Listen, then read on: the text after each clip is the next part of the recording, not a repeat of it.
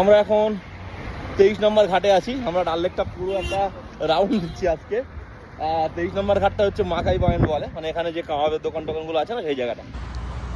দেখুন এই জায়গাটাকে মাখাই পয়েন্ট বলে। ট্যুরিস্ট ভরপুর, গাড়ি দেখুন, এইসব বাইরের ট্যুরিস্ট প্রচুর এসছে, এইসব বসে আছে দেখুন। হ্যাঁ, এই জায়গাটা একদম ফাঁকা থাকতো, একটা গাড়িও থাকতো না, ইভেন কাবাবের দোকানগুলো খুলতোও না। পরিস্থিতি দেখুন, অনেক বাইরের গাড়ি, পুরো ভিড়।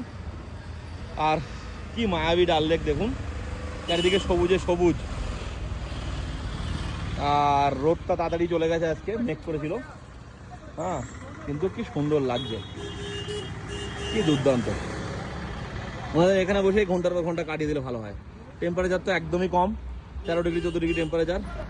দেখতেই পাচ্ছেন একদম মোটা টি শার্ট পরে আছি, না হলে ঠান্ডা লাগছে। আর স্কুটি নিয়ে এসেছি, আরও ঠান্ডা লাগছে। গাড়ি নিয়ে আর বেরাইনি, শ্রীনগরের মধ্যে বড় গাড়ি নিয়ে বেরোনো একটু সমস্যা, পার্কিংয়ের একটু প্রবলেম হয়, সেই জন্য শ্রীনগরের মধ্যে গাড়ি নিয়ে খুব একটা আমি বেরাই না। ছোটো গাড়িটা নিয়ে বেরাই, কিন্তু ছোটো গাড়িটা একটু কাজ করাতে হবে, একটু প্রবলেম হচ্ছে বলে ছোটো গাড়ি নিয়ে বেরাইনি।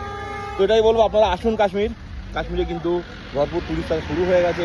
কাশ্মীর কিন্তু আবার আগের জায়গায় ফিরে আসতে শুরু করেছে, এবং কাশ্মীরের সৌন্দর্য মানে কি বলবো, যে কোনো হিল স্টেশন কাশ্মীরের সঙ্গে কিন্তু পেরে উঠবে না কাশ্মীরের সৌন্দর্যের দিক থেকে। এমনি এমনি কাশ্মীরকে ভূস্বর্গ বলেনি, যত হিল স্টেশন আছে, অরুণাচল প্রদেশ বলুন, হিমাচল প্রদেশ বলুন, কাশ্মীর সৌন্দর্যের সঙ্গে কিন্তু পেরে উঠবে না। চোখ বন্ধ করে বুকিং করুন, আসুন। আমরা আছি আপনার সঙ্গে যে কোনো ধরনের সাপোর্টের জন্য, যে কোনো ধরনের সাপোর্ট লাগলে আমরা আপনাদের দেবো। তো এটা আমরা যেহেতু এখানেই থাকি, তো আপনাদের কোনো রকম কোনো অসুবিধা হবে না। অ্যাপেল ফেস্টিভ্যালের বুকিং শুরু হয়ে গেছে, পুজোর বুকিং শুরু হয়ে গেছে, এবং উইন্টার কাশ্মীরের বুকিং শুরু হয়ে গেছে। আসুন কাশ্মীর, এনজয় করুন, কল করুন আমাকে, দেখুন নিচে নাম্বার আসছে, এবং দেখা হচ্ছে পরের ভিডিওতে।